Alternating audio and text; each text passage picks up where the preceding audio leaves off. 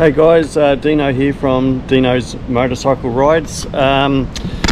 Just out for a quick ride. Looks like the weather's going to shit itself. Have a look around.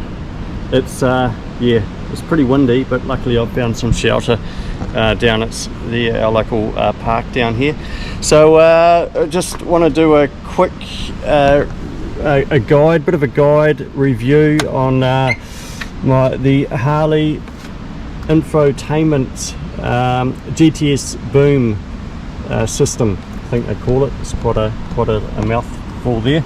So let's have a quick look at this. Right, turn the bike on, accept. Okay, so what's coming up here? This is on the radio, FM.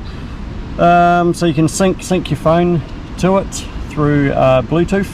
So just go up here, Dean's iPhone, and what do? I have Spotify going through it, which I haven't actually got connected at the moment. So we'll go back. Got navigation, so you can play around with this. So it's the Harley navigation system, which, like, you know, all manufacturers, Toyota and all of those vehicles, BMW, whatnot, I don't find them the best, to be honest. So I rather use like Google Maps or the Apple Maps. I find a lot better. So yep, so go into the navigation Harley one if you want to, and you can, a lot of options on this. You can, Harley's got another app you can download on your phone, and then you can suss out your rides that you want to do, and then you can save them, and then you can actually send them to your bike. So it's something you can have a look at. Okay, this one here takes you back home again. Then you've got your phone. So what do we got? So if you press on phone here, that'll bring up your contacts and things. But actually I'll put that to save the battery. I have gone and got the jumper, what's it called, the jumper cable or something. I'll put a link up on this video for that. And it's basically a jumper plug.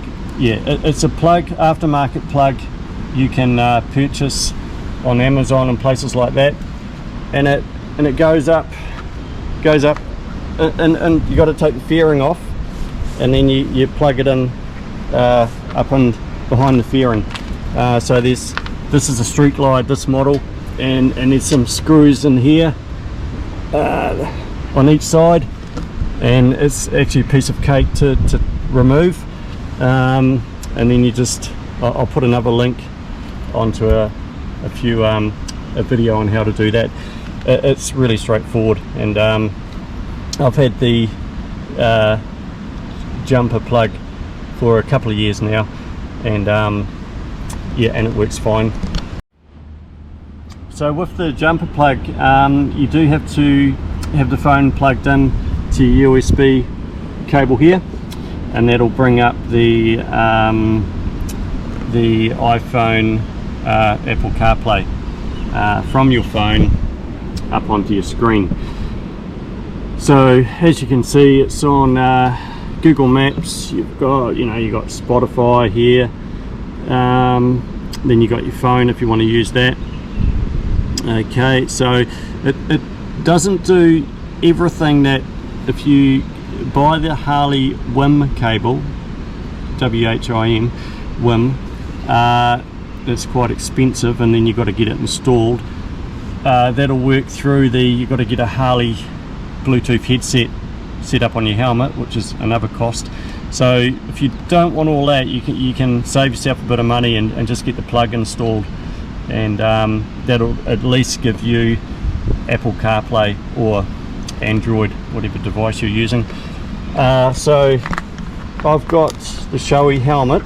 I'll just bring the screen up, and I've got the GTS 2, which has the Bluetooth setup integrated into the helmet, makes it a little bit tidier. So what I do is I Bluetooth my phone into the bike, into the center headset.